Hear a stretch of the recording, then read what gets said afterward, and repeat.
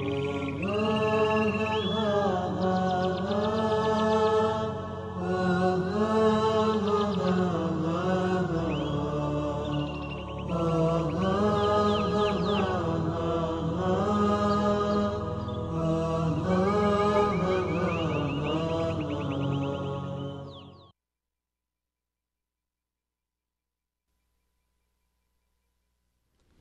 نام الله، مهرورز مهرگستر. بهترین ستایش ها از آن الله است، پروردگار جهانیان، بخشنده مهربان، مالک روز جزا. بارالها، تنها تو را می پرستیم و تنها از تو یاری می جوییم. پس ما را به راه راست هدایت فرما، راه آنان که به دیشان نعمت داده ای و نه راه کسانی که بر آنان خشم گرفته ای و نه راه گمراهان. آمین. بارالله بر محمد و آل محمد درود فرست، آنگونه که بر ابراهیم و آل ابراهیم درود فرستادی، و بر محمد و آل محمد برکت عنایت فرما، آنگونه که بر ابراهیم و آل ابراهیم برکت عنایت فرمودی.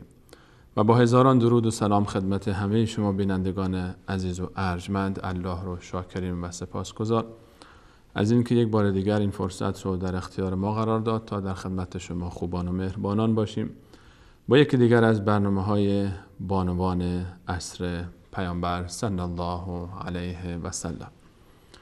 در برنامه‌های گذشته درباره بزرگ بانوی اسلام، همسر سوم رسول الله صلی الله علیه و سلم، حضرت عایشه صدیقه رضی الله عنها مقداری صحبت کردیم و درباره برخی از ویژگی‌های خاندان عایشه صدیقه، خانواده پدری ایشون سخن گفتیم و صحبت کردیم و درباره سال تولد ایشون و اینکه چه سالی متولد شدن و قیل و قالی که در این مورد بود مقداری بررسی کردیم روایت‌ها رو و به این موضوع پرداختیم. گفتیم که عایشه صدیقه رضی الله عنها در خونه متولد شد که در اون خونه ابوبکر صدیق پدر بود. در این خونه ام رومان زینب دختر عامر مادر عایشه صدیقه بود و قبل از این که عایشه صدیقه در این خونه به دنیا بیاد، در این خونه عبدالله به دنیا آمده بود، عبدالرحمن به دنیا آمده بود و اسما به دنیا آمده بودند در این خانواده و عایشه صدیقه چهارمین فرزند این خانواده بود. خانواده ای که به نیکی به خوشنامی در مکه مکرمه زندگی می کردند. خانواده ابوبکر صدیق بعد از خانواده رسول صلی الله علیه و سلم، بعد از خاندان نبوت صلی الله علیه و سلم، خوشنامترین خانواده مکه مکرمه بود. عایشه صدیقه در خونه به دنیا آمد که اون خونه پدر، مادر و دیگر اعضای خانواده مسلمان شده بودند. عایشه صدیقه در دامن اسلام به دنیا آمد. عایشه صدیقه در خونه به دنیا آمد که بعد از رسول صلی الله علیه و سلم بزرگ مرد اسلام ابوبکر صدیق در این خونه زندگی میکرد. عایشه صدیقه میفرماید روزی نبود که رسول الله صلی الله علیه و سلم ابتدای صبح، ابتدای روز و آخر روز به خونه ما نیاد. در این خونه رسول الله صلی الله علیه و سلم هر روز به این خونه سر میزد، هر روز از این خونه خبر میگرفت. این خونه بود که رسول الله صلی الله علیه و سلم اون رو دوست داشت. در این خونه دختری به دنیا آمد که این دختر در این خانواده مورد توجه بود، در این خونه مورد محبت بود. پدر این فرزند رو بسیار دوست داشت، اون رو عایشه اسم گذاشته بود. عایشه دختر کوچک این خانواده بود. عایشه در خونه به دنیا آمد که از لحاظ اقتصادی، از لحاظ مالی وضع خوبی داشت. حضرت ابوبکر صدیق رضی الله عنه بزرگ مرد قریش بعد از رسول صلی الله علیه و سلم ثروتمند بود، تاجر بود و از سرمایه‌داران مکه مکرمه به شمار می رفت. اما هیچ وقت ثروت ابوبکر سبب نشده بود که مغرور بشه، سبب نشده بود که فراموش بکنه مساکین، مستمندان و مستضعفین رو، سبب نشده بود که ابوبکر صدیق دچار تکبر و صفات رذیله انسانی بشه، بلکه تمام این ثروت در راه کمک به محرومین، در راه کمک به مستضعفین، در پذیرایی از میهمانان خرج میشد. این صفات پدر بر فرزندش هم تأثیر گذاشته بود. فرزند در شرایطی بزرگ میشد که میدید پدر در ابتدای اسلام، در سخت‌ترین روزهایی که مسلمین در مکه مکرمه سپری میکردن، چگونه خرج میکنه، چگونه برای آزاد کردن غلام‌ها، برای خریدن امثال بلال پول میده و اونها رو میخره و آزاد میکنه، در شرایطی که کسی حاضر نبود چون این کاری رو بکنه در مکه مکرمه، یا مسلمانانی که دوست داشتن این کار رو بکنن اون استطاعت مالی و توانایی مالی رو نداشتن. ابوبکر صدیق در مکه مکرمه ثروتش رو به پای رسول صلی الله علیه و سلم ریخته بود. در این خونه عایشه صدیقه از یک طرف پدر رو میدید که چگونه خرج میکنه، چگونه خوان کرمش برای تمام مسلمین بازه، و از طرف دیگری میدید که چگونه این پدر در راه پیامبر اسلام علیه السلام از خودش شهامت به خرج میده، چگونه فداکاری میکنه برای دفاع از رسول صلی الله علیه و سلم، چگونه پشت پا زده به تمام داشته های دنیوی خودش به خاطر به دست آوردن آخرت خودش، به خاطر به دست آوردن رضایت الله متعال و رضایت رسولش صلی الله علیه و سلم. در این خانواده پدر ابوبکر صدیق به دخترش توجه ویژه‌ای داشت، بسیار او رو دوست داشت. حضرت براء بن عازب می‌فرماید که من روزی به خانه ابوبکر صدیق رفتم و دیدم که عایشه اون موقعی که بچه بود و هنوز در دوران طفولیت به سر می‌برد مریض بود و یک گوشه‌ای افتاده بود در بستر، و پدر مهربانش ابوبکر صدیق، کسی که برای غیر فرزندان خودش، برای فقط حتی کسانی که وارد مکه مکرمه می شدند و از مکه نبودند هم دل می سوزند، برای مهمانان و مسافرانی که مکه می آمدند برای اونها دل می سوزند و فکر اونها بود، به طریق اولا در وهله اول فرزندان خودش رو بسیار دوست داشت و از همه مهمتر عایشه صدیقه رو. حضرت براء بن عازب می فرماید من به یاد دارم به خوبی اون صحنه‌ای رو که عایشه صدیقه در بستر بیماری افتاده بود و ابوبکر بر بالای سرش نشسته بود و او رو میبوسید و از احوالش جویا میشد و میگفت دختر عزیزم، دخترکم، حالت چطوره؟ عایشه صدیقه در بستری از محبت بزرگ شد، در خانه‌ای سرشار از محبت، سرشار از صداقت، سرشار از ایمان رشد کرد. دختر شاداب، بانشاد، زیرک و زیبارویی که در خانه ابوبکر صدیق روز به روز رشد میکرد و ترقی میکرد، همزمان شاهد مشکلات، سختی‌ها و شکنجه‌های مسلمین در مکه مکرمه هم بود. پدر در کنار اینکه دختر خودش رو بسیار دوست داشت و به تمام خواسته‌ها و توجهات اون اهتمام ویژه‌ای داشت، اما هیچ وقت سبب نمیشد که تربیت دختر خودش رو فراموش بکنه و یا اگر اشتباهی مرتکب میشه ولو در دوران خردسالی به اون تذکر نده. ابوبکر صدیق رضی الله عنه به نحوی دختر خودش رو تربیت کرده بود که عایشه صدیقه رضی الله عنها وقتی که ام المؤمنین لقب گرفت، وقتی که همسر رسول صلی الله علیه و سلم شده بود، وقتی که به عنوان مادر مؤمنان در مدینه منوره شناخته میشد، باز هم از پدرش ابوبکر صدیق میترسید، از ناراحت کردنش میترسید و همیشه سعی و تلاش داشت تا پدر خودش رو خشمگین نکنه. تربیت ابوبکر صدیق رضی الله عنه برای عایشه صدیقه تربیت منحصر به فردی بود. در این خانه رابطه بین دختر و پدر رابطه سرشار از محبت، اعتماد و احترام متقابل بود. حضرت عایشه به خوبی میدونست که پدرش ابوبکر صدیق همون کسیه که بیشتر از هر کس دیگری رسول صلی الله علیه و سلم رو حمایت میکنه.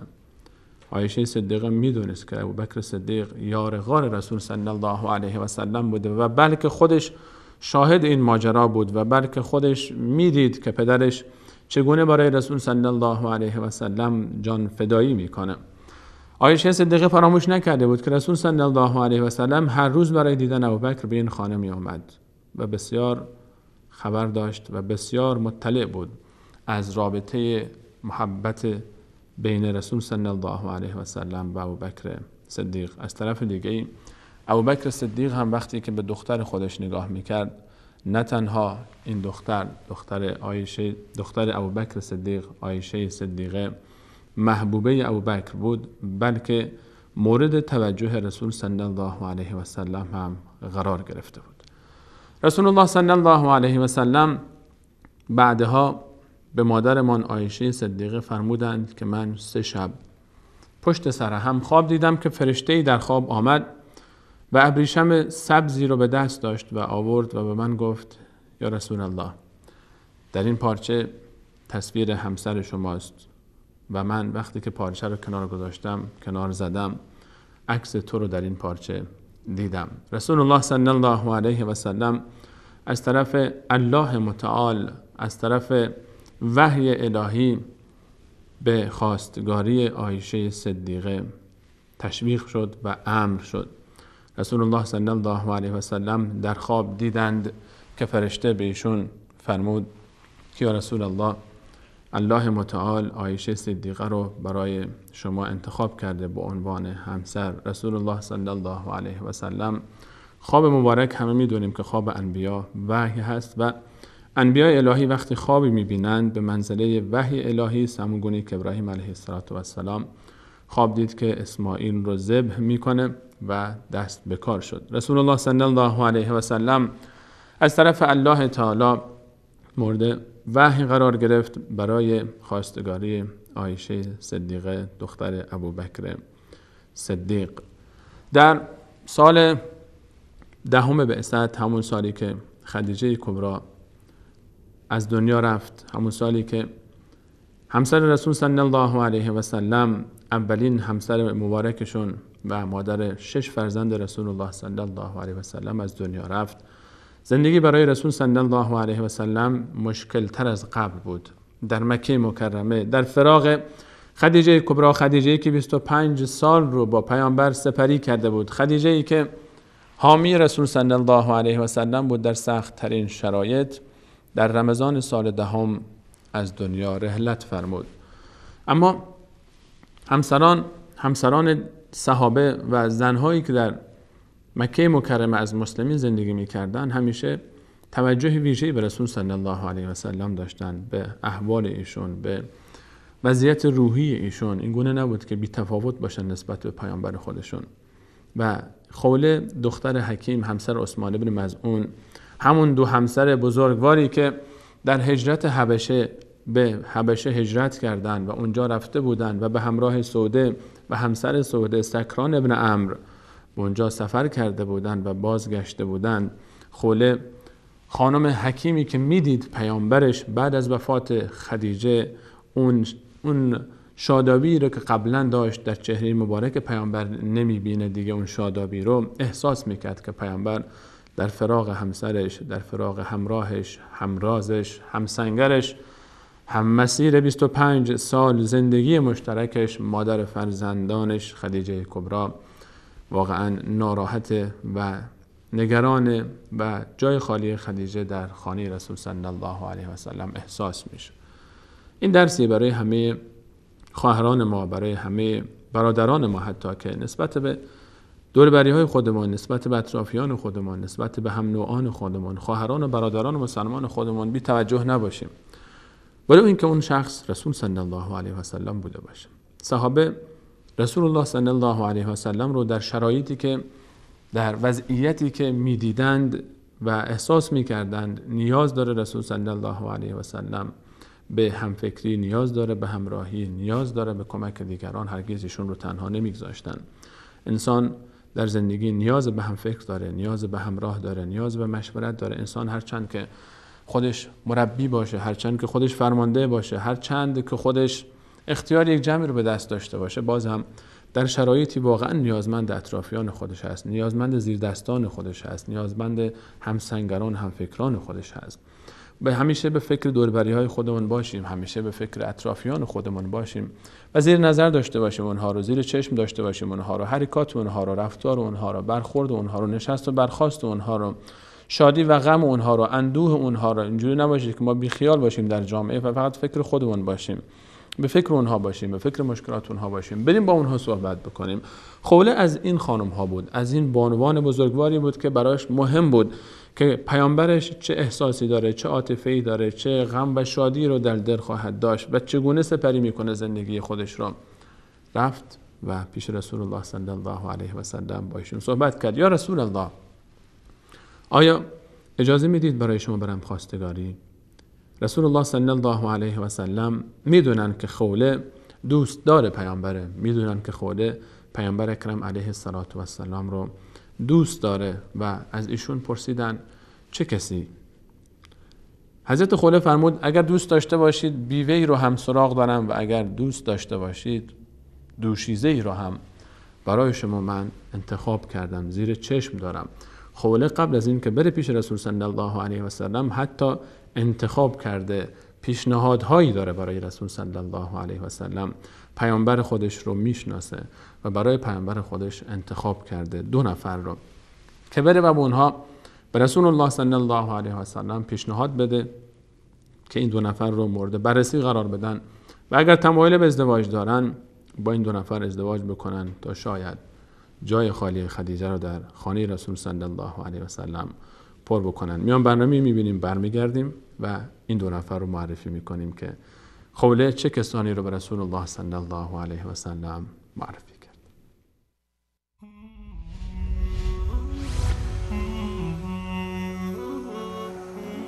بر لب جوی نشین و گذر عمر ببین، که این اشارت زین جهان گذرا ما را بر.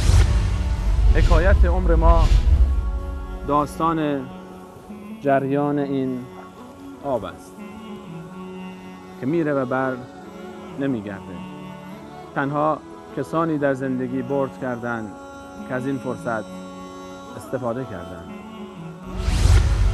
به سال حق تلاشی است برای استفاده بهتر از فرصت عمر.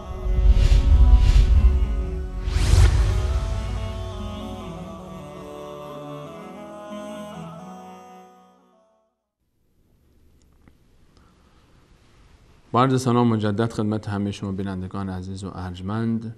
خوله دختر حکیم برای رسول الله صلی الله علیه و سلم پیشنهاد داد. بهشون پیشنهاد داد که در باره ازدواج با 2 نفر نظر مبارکشون رو بفرمایند. رسول الله صلی الله علیه و سلم از خوله پرسیدن این 2 نفری که تو پیشنهاد میدی کیا هستن؟ خوله فرمود که یا رسول الله، از بیوگان، کسانی که بیوه شدند، سوده دختر زمعه است، همسر سکران ابن عمرو، همون کسی که به شما ایمان آورد و همون کسی که در راه شما هجرت کرد و به حبشه رفت با همسرش. و ما داستان سوده رضی الله عنها در قسمت‌های گذشته با تفسیر بیشتر بیان کردیم و بعد از اینکه از سفر هجرت برگشت همسرش سکران ابن عمرو وفات کرد و بیوه بود. و نفر دیگر دوشیزه دختر صدیق اکبر، دختر ابوبکر عزیزترین دوست شماست، عایشه. رسول الله صلی الله علیه و سلم به حضرت خوله فرمودند برو و با اونها صحبت بکن. خوله از طرف رسول صلی الله علیه و سلم انتخاب شد برای خواستگاری. خوله برای خواستگاری رفت، خواستگاری برای رسول الله صلی الله علیه و سلم.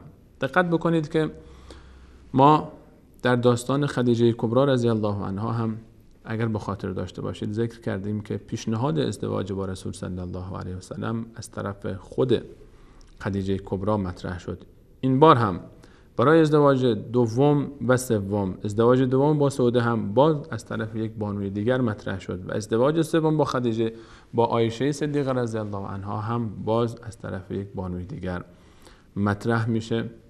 و این خود باز بیانگر این مسئله است که ما در بحث ازدواج نیازی نیست که حتما و اجباراً و الزاماً مرد به خواستگاری یک زن بره. احیانا اگر خواهر محترمی، اگر بانوی بزرگواری مردی رو زیر نظر داره و مردی رو انتخاب کرده و تعیین کرده و احساس میکنه که مرد مناسبی است برای زندگی با اون، میتونه که با رعایت عرف جامعه با رعایت موازین شرعی به نحوی اقدام بکنه. اگر خودش مستقیم نمیره کسی دیگری رو بفرسته، واسطه‌ای رو بفرسته تا با اون مرد صحبت بکنن در صورت موافقت و اون بیاد برای خواستگاری. و عیب نیست به شرط اینکه اون عرف رعایت بشه، به شرط اینکه موازین شرعی رعایت بشه و محدوده رابطه از خط قرمزهایی که هست، از خط سرخهایی که هست تجاوز نکنه. خوله به خانه ابوبکر صدیق رفت. به خانه ابوبکر صدیق رفت برای خواستگاری از عایشه صدیقه، برای خواستگاری از دختر ابوبکر برای رسول الله صلی الله علیه و سلم. وقتی که به خانه ابوبکر صدیق رسید، ام رومان از خوله استقبال کرد. زینب دختر عامر مادر عایشه صدیقه وقتی که ام رومان به خانه او اومد و از او استقبال کرد و در رو باز کرد، خوله روی به ام رومان گفت چه خیر و برکتی به سراغ شما آمد. امروز شما چقدر خوش نصیبید. خوشا به حال شما امروز. زینب ام رومان مادر عایشه تعجب کرد. خوله چه خیری، چه برکتی، چه خوشحالی اومدی امروز به سراغ شما، به سراغ ما که شما انقدر خوشحالید. خوله رو کرد به مادر عایشه صدیقه و گفت رسول الله صلی الله علیه و سلم من رو فرستاده تا از دخترت عایشه خواستگاری بکنم برای خودش، برای رسول الله صلی الله علیه و سلم. چه خوش نصیب اون مادری که دامادش محمد مصطفی است صلی الله علیه و سلم. چه احساسی داشت اون روز. تصور کنید این لحظه رو. اون کسانی که دختری دارن برای ازدواج، مادرانی که دختری برای ازدواج دارن، بیشتر شاید این مطلب رو احساس بکنن و درک بکنن. احساس بکنید رسول الله صلی الله علیه و سلم کسی رو فرستاده به خانه ابوبکر تا بپذیرند که پیامبر اکرم علیه السلام داماد اونها باشه، تا با ازدواج رسول الله صلی الله علیه و سلم با عایشه موافقت بکنن. خواستگار رسول الله صلی الله علیه و سلم است. الله تعالی بهتر خبر داره که در دل ام رومان چه میگذشت در اون لحظه ها و چه حالی داشت ام رومان اون لحظه ای که این صحبت رو شنید.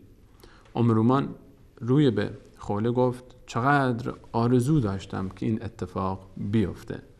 به هر حال مادر عایشه صدیقه در چند سالی که عایشه در خانه بزرگ میشد و هر روز بنا به فرموده خود مادرمان عایشه صدیقه رضی الله عنها پیامبر اکرم علیه السلام برای دیدن عزیزترین یارش ابوبکر صدیق هر روز دو بار، یک بار ابتدای روز و یک بار انتهای روز به خانه اونها می اومد، عایشه رو هم می دید. رسول الله صلی الله علیه و سلم خواستگاره و ام رومان از خوشحالی در پوست خودش نمی گنجه. فرمود کاش صبر بکنید تا ابوبکر بیاد و نظر ابوبکر رو جویا بشیم. میدونه که نظر ابوبکر مثبت، نیاز به خواستگاری نبود، نیاز به گفتن نبود، اما باز هم دوست داره تا این خوشحالی رو با ابوبکر صدیق تقسیم بکنه. وقتی ابوبکر صدیق رضی الله عنه به خانه تشریف آوردن، این مسئله مطرح شد. حضرت ابوبکر از یک طرف بسیار خوشحال، اما از طرف دیگری چون برادر رسول صلی الله علیه و سلم میدونست خودش رو و پیمان برادری بسته بود با پیامبر اکرم علیه السلام، قبل از نبوت هم گفت من برادر رسول صلی الله علیه و سلم هستم و ایشون برادرزاده ایشون حساب میشه. عایشه برادرزاده رسول صلی الله علیه و سلم به شمار میاد.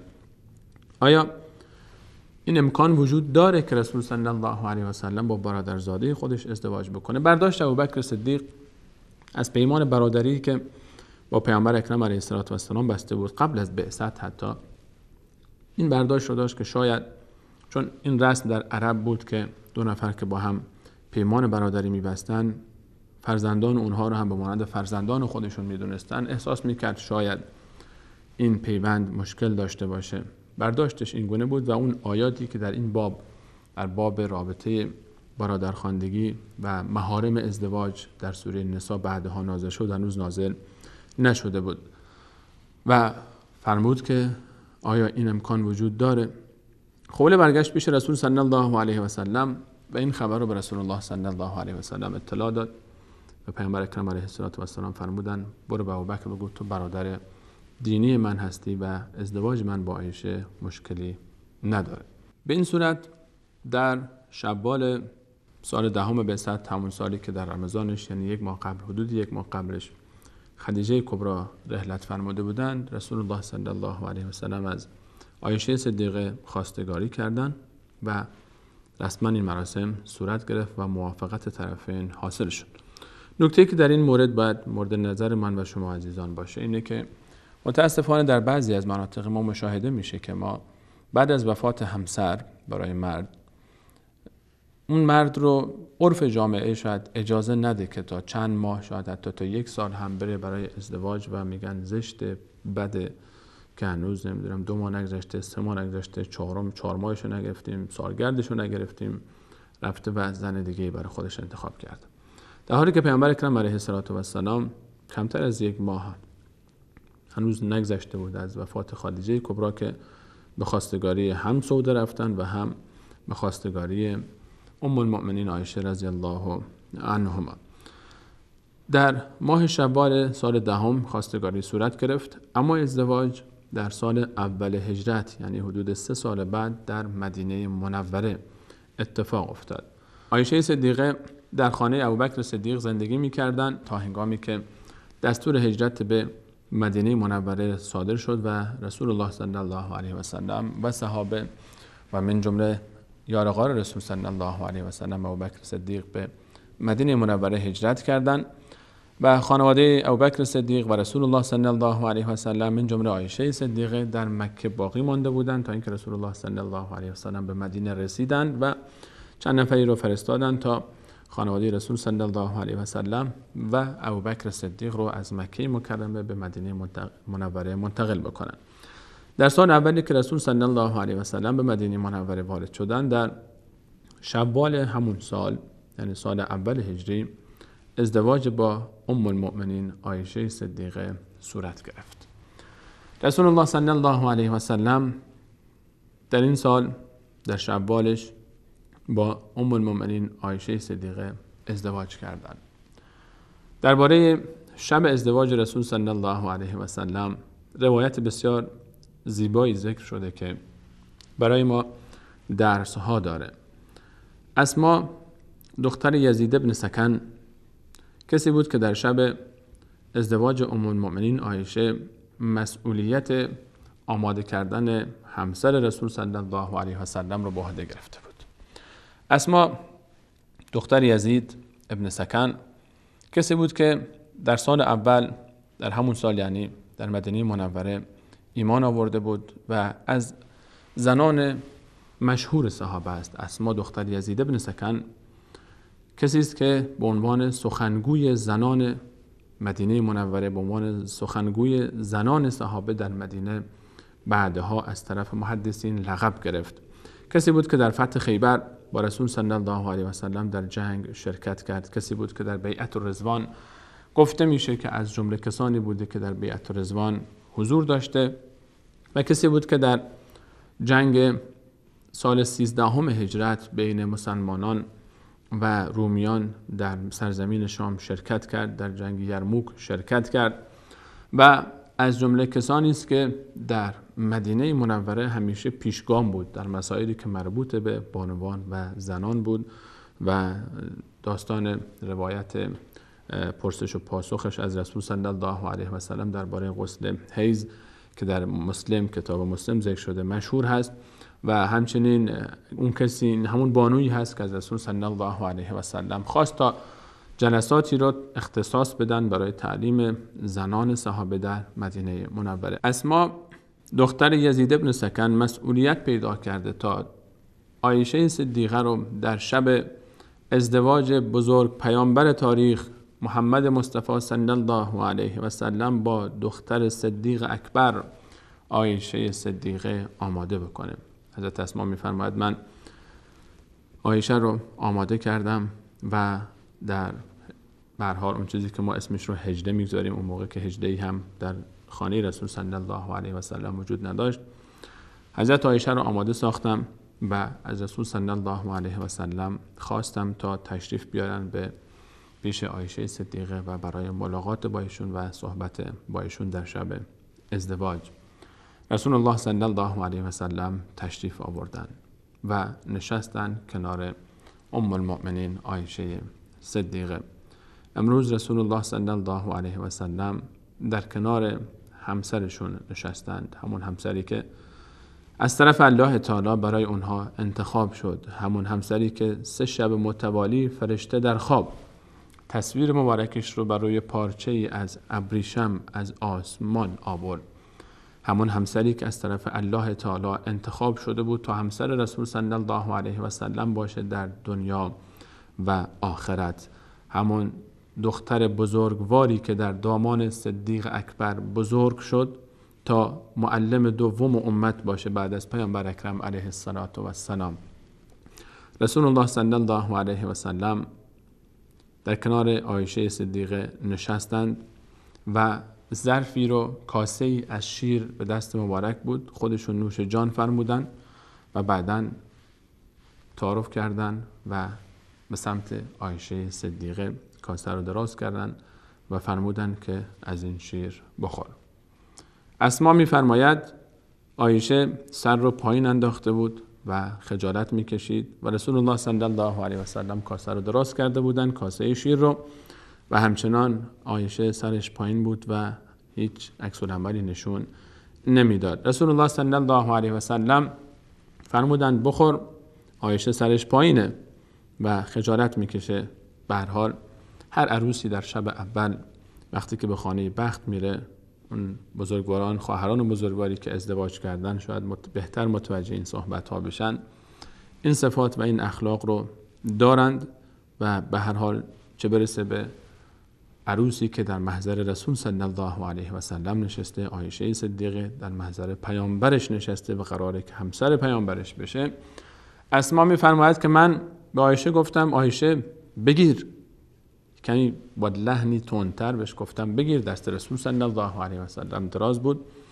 عایشه گرفت و از اون شیر نوش جان فرمود. رسول الله صلی الله علیه و سلم بزرگترین معلم تاریخ بشر به خوبی میدونن که چطور تعامل داشته باشن، چطور برخورد بکنن با همسرشون، چطور دل همسر رو به دست بیارن در اون شرایط در شب ازدواج و چگونه شروع بکنن سلام علیک خودشون رو با همسر بزرگوارشون و چگونه تعلیم میدن به من و شما و تعلیم میدن اینکه به همه امتشون که چگونه برخورد بکنن، علل خصوص به مردها با همسرانشون در شب ازدواج.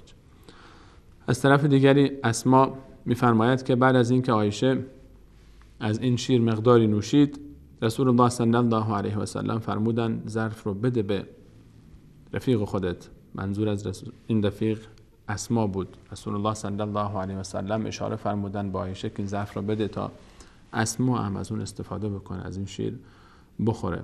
اسما میفرماید من گفتم یا رسول الله شما لطف بفرمایید ظرف رو خودتون بگیرید، نوش جان بفرمایید، بعد ظرف رو خودتون بدید به من دوست دارم از دست شما بگیرم. اسما هم شیفته رسولش هست، اسما شیفته پیامبر خودش هست. اسما رضی الله عنها دوست داره که ظرف شیر رو از دست رسول صلی الله علیه و سلم بگیره. ترجیح میده تا دست پیامبر اکرم علیه السلام کاسه رو به ایشون بده تا دست عایشه صدیقه. رسول الله صلی الله علیه و سلم کاسه رو گرفتن و شیر رو نوش جان فرمودن و بار دیگر کاسه رو به اسما دادن. اسما میفرماید من ایستاده بودم تا اون لحظه نشستم، کاسه رو روی زانوهای خودم گذاشتم و چرخوندم. دوست داشتم از همون مکانی شیر بخورم که لبان مبارک رسول صلی الله علیه و سلم از اون مکان تناول فرموده بودن. این محبت صحابه نسبت به رسول صلی الله علیه و سلم هست.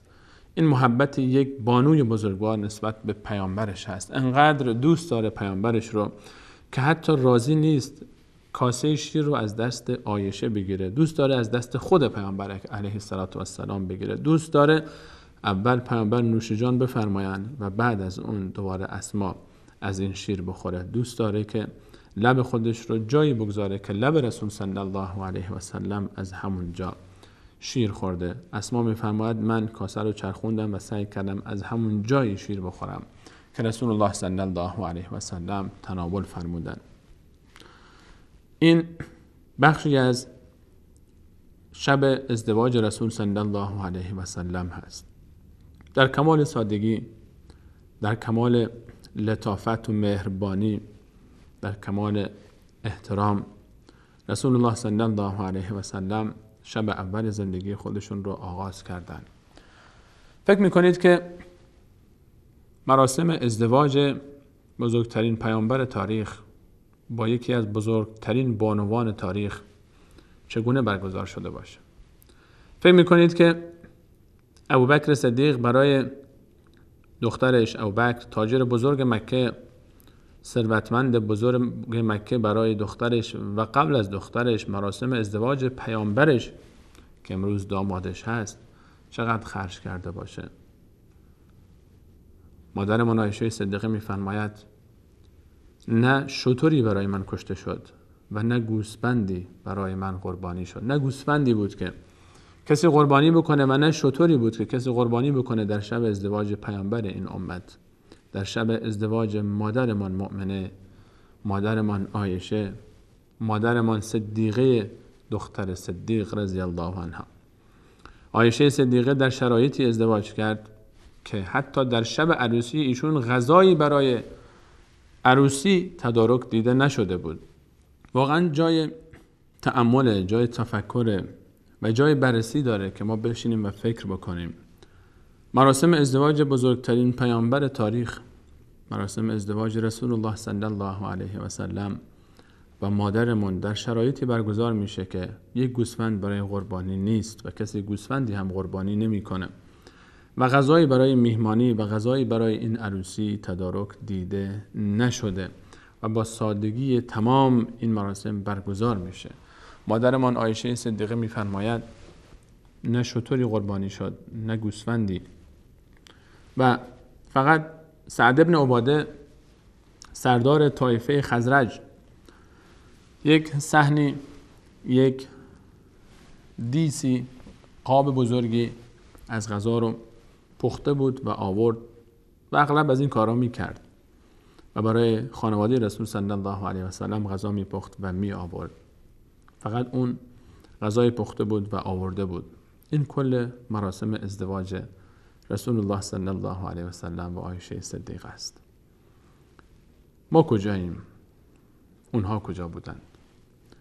خواهرانی که قصد ازدواج دارن، خواهرانی که از الان در رویاهای خودشون به دنبال مراسم آنچنانی میگردن و اگر مراسم ازدواجشون از 1000 نفر و 800 نفر کمتر شد ناراحتن، دلخورن. اگر عروسیشون در تالار برگزار نشد، در قصرهای آنچنانی برگزار نشد ناراحتن، آزرده خاطرن. و اگر غذای شب عروسیشون چند مدل گوشت نداشت ناراحت میشن. بشینیم فکر بکنیم، بشینیم بررسی بکنیم. ما که خودمون رو پیرو عایشه صدیقه میدونیم، ما که خودمون رو رهرو رسول صلی الله علیه و سلم میدونیم، آیا واقعا در عمل هم مثل اونها هستیم یا نه فقط شعار میدیم؟ نه تنها خواهران بلکه برادرانی هم که دوست دارن همچین مراسمی بگیرن و اینقدر خرج میکنند و به دنبال اینیم که فقط اسم و رسمی از خودمون بگذاریم و به دنبال رقابت افتادیم با فامیلای خودمون. عروسی فلانی 1000 نفر اومده بود، من بعد 1500 نفر رو غذا بدم، فلانی فلان غذا رو آورد، فلانی چند مدل غذا آورد.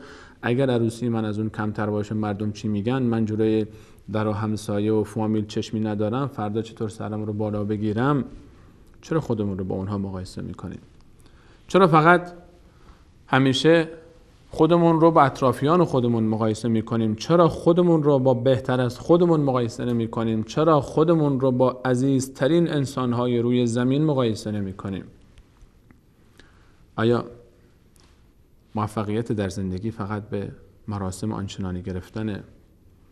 آیا اگر کسی مراسم ساده‌ای برای ازدواج خودش گرفت، از اسراف پرهیز کرد، از خرج‌های آنچنانی پرهیز کرد، از خرج کردن شب اول زندگی پرهیز کرد از اسم و رسم و ریاکاری پرهیز کرد، از معصیت و گناه و فسق و فجور در شب اول زندگی خودش پرهیز کرد، این انسان عقب افتاده است؟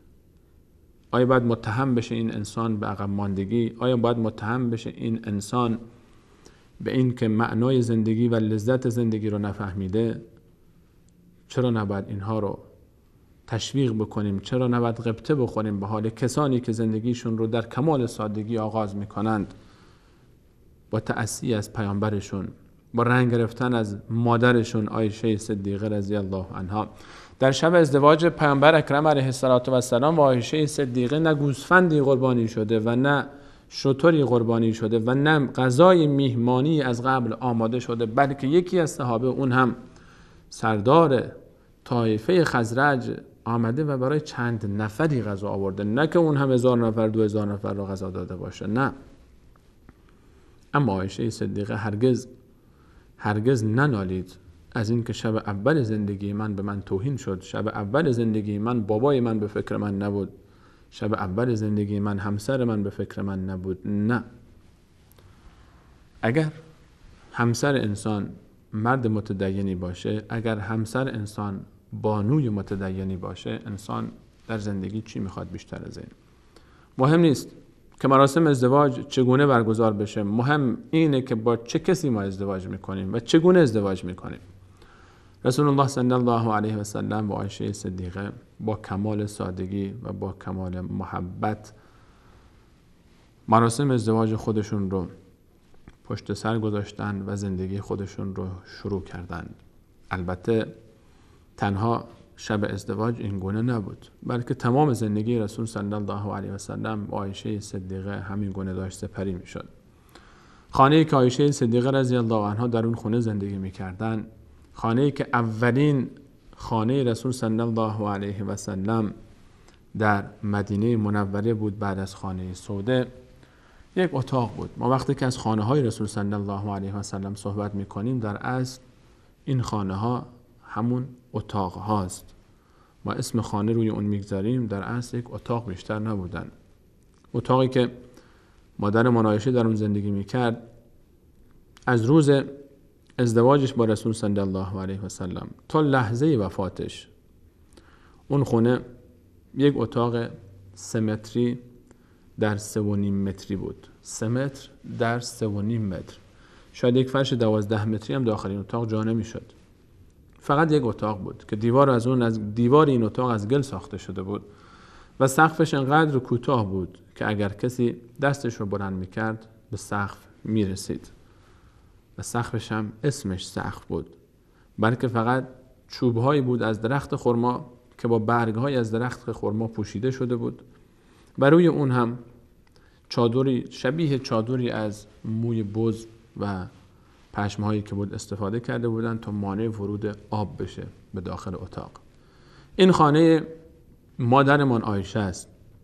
وسایل این خونه بستری که تختی که رسول الله صلی الله علیه و سلم زندگی خودش رو روی اون آغاز کرد با عایشه صدیقه، به نظر شما چگونه باید باشه؟ چگونه بوده؟ پوست دباغی شده یک حیوانی که فقط یک پوست هم بیشتر نبود. یک حیوان هر چقدر بزرگ باشه پوستش مگه چقدر میشه؟ 2 متر فضا رو بیشتر پر میکنه. شاید 2 متر رو هم پر نکنه. 1 متر 1.5 متر در 2 متر هم بیشتر نمیشه. فقط یک پوست روی زمین پهن میشد و رسول الله صلی الله علیه و سلم و عایشه صدیقه با هم، نه که هر کدوم یک پوست جداگانه‌ای داشته باشند، 2 تا هم نبود، یک پوست بود برای 2 نفر، برای بهترین انسان روی زمین و برای بانوی بانوان عالم، بانوی اسلام عایشه صدیقه رضی الله عنها. این خانه فقط یک پوست به عنوان زیرانداز در اون وجود داشت. در این خانه چراغی وجود نداشت، لامپی وجود نداشت به تعبیر امروزی ما و شما. وسیله‌ای برای روشنایی نبود. ام المؤمنین عایشه رضی الله عنها می‌فرمایند رسول الله صلی الله علیه و سلم وقتی نماز می‌خواندن، نماز شب می‌خواندن، من در قسمت جلوی ایشون که سمت قبله قرار می‌گرفت اونجا استراحت می‌کردم. وقتی ایشون به سجده می‌رفتن پای من رو فشار میدادن و من پای خودم رو جمع میکردم. ایشون سجدهشون که تموم میشد دوباره من پای خودم رو دراز میکردم. چون چراغی وجود نداشت، رسول الله صلی الله علیه و سلم پای و حضرت عایشه رو فشار میدادن. ایشون متوجه میشد که باید پای خودش رو جمع بکنه. در این خانه ام المؤمنین عایشه صدیقه میفرماید بعضی وقتا 3 هلال ماه یعنی حدود 45 روز میگذشت و آتشی در خانه های رسول صلی الله علیه و سلم روشن نمیشد. برای پختن غذا آتشی نبود، غذای پخته نمیشد. پرسیده شد مادر شما در این مدت چی تناول میفرمودید؟ وقتی که آتشی روشن نمیشد میفرمودن فقط آب بود و خرما و آب. 45 روز میگذشت و در خانه های رسول صلی الله علیه و سلم غذای گرمی برای خوردن پیدا نمیشد. و باز مادر میفرماید نشد 3 شب متوالی بر خاندان محمد صلی الله علیه و سلم بگذرد و شکم سیر خوابیده باشند. 3 شب متوالی شکم سیر با نان گندم فقط، نه که گوشت و برنج خورده باشند، نه که غذاهای رنگ و رنگ مثل ما داشته باشند، نه، فقط تیکه نان گندمی باشه که از همون نان گندم 3 شب پشت سر هم سیر شده باشند. تمام خانه ها، تمام همسران، تمام فرزندان. این زندگی رسول الله صلی الله علیه و سلم بوده. این وضعیت زندگی اون بزرگواران بوده. چطور زندگیشون رو شروع کردن، چطور زندگی کردن، در چه وضعیتی زندگی کردن. روزی همسایه رسول صلی الله علیه و سلم داشتن. رسول الله صلی الله علیه و سلم رو برای غذای دعوت کردن. تشریف بیارید یا رسول الله. حضرت فرمود آیا عایشه رو با خودم بیارم؟ فرمود نه. حضرت فرمود پس منم نمیام.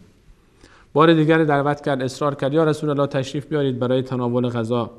فرمود عایشه چی؟ گفت نه فقط شما. گفت من نمیام.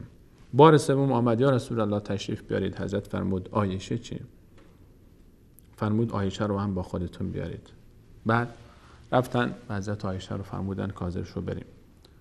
به این علت اصرار داشت رسول صلی الله علیه و سلم، چون میدونست که همسرش چند روز غذا نخورده، تا یک طرف ثابت بکنه محبتش رو نسبت به عایشه صدیقه رضی الله عنها و درس بده به امت در رفتار نیکو با همسرانشون. و از طرف دیگه چون میدونست که همسرش در خانه چیزی برای خوردن نداشته، چون میدونست دختر تاجر بزرگ مکه امروز در خانه رسول صلی الله علیه و سلم چیزی برای خوردن نداره. چرا که پدرش ابوبکر صدیق هر اون چیزی رو که داشت در راه پیامبرش، در راه دامادش خرج کرد. چرا که میدونست که عایشه صدیقه به عشق رسول صلی الله علیه و سلم حاضر هر سختی رو تحمل بکنه و پیامبر هم قدر شناس این زحمات و این مشکلات و این سختی ها بود.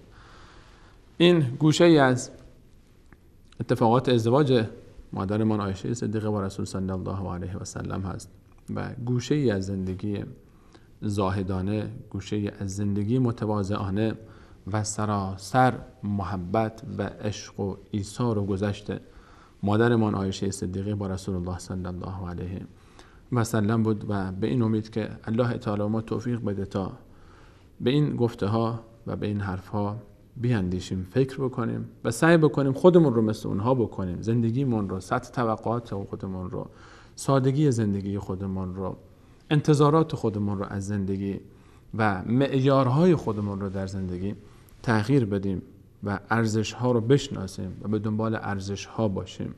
به دنبال متاع ناچیز زندگی دنیا نباشیم. به دنبال این نباشیم که مراسم عروسی آنچنانی داشته باشیم، جهاز زندگیمون چند میلیون باشه، یخچالمون چه مدلی باشه، تلویزیونمون چه مدلی باشه و 10 مدل سرویس غذا باید داشته باشیم و 3 مدل یخچال داشته باشیم و 2 مدل لباسشویی داشته باشیم، چند مدل فرش داشته باشیم و صندلیمون چه مدلی باشه. بله، برای کسانی که الله تعالی به اونها نعمت داده، الله برکت بده در نعمت اونها، اما فراموش نکنیم که نباید شیفته مال دنیا باشیم، نباید به نحوی بشه توجه به این امور که اولویت زندگی ما باشه، به خاطر اونها خدایی نکرده دچار غرور بشیم، دچار تکبر بشیم، دچار حسادت بشیم، دچار حیله و فریب بشیم، در راه به دست آوردن مال دنیا، در راه خریدن اینها خدایی نکرده دچار حرام نشیم، از راههای حرام به دنبال به دست آوردن اونها نباشیم. اون کسانی که زندگی ساده ای دارن اونها رو تحقیر نکنیم، اونها رو حقیر ندونیم، اونها رو تمسخر نکنیم، و فراموش نکنیم که مساکینی هستند، فقرایی هستند که سهم دارن. ابوبکر فقیر نبود، فقیرانه زندگی کرد. پیامبرمان فقیر نبود، فقیرانه زندگی کرد، چون نمیخواستن خودشون باشن فقط، بلکه میخواستن همه باهاشون باشن. هرچی داشتن با همه تقسیم کردن، هرچی گیر می آوردن به همه میدادن. فقط به فکر خودشون نبودن، بلکه به فکر همه جامعه خودشون بودن و به فکر آخرت خودشون بودن. سعی بکنیم این گونه زندگی بکنیم، سعی کنیم که ارزش ها رو در زندگی خودمون پررنگتر بکنیم، به فکر عبادت ها باشیم، به فکر شخصیت خودمون باشیم، به فکر صفات محسنه باشیم و به فکر این باشیم که خودمون رو به مانند اون بزرگواران بکنیم، به این امید که در روز قیامت و در بهشت برین این رو داشته باشیم که حداقل در مقابل اون بزرگواران سری بالا بگیریم و حرفی برای گفتن داشته باشیم. و از الله تعالی خواستاریم که ملاقات این عزیزان رو، این بزرگواران رو نصیب ما بکنه و الله خودش از قلب‌های ما شاهد هست، بر قلب‌های ما شاهده و از قلب‌های ما اطلاع داره که از صمیم قلب این آرزو رو داریم که شرفیاب بشیم به محضر رسول صلی الله علیه و سلم، مادرمان عایشه، اهل بیت رسول علیه السلام و صحابه بزرگوارش. با امید آن روز همه شما عزیزان رو به الله متعال می سپارم. منتظر ما در برنامه بعدی باشید برای بررسی ادامه مسیر زندگی مادرمان عایشه صدیقه رضی الله عنها. السلام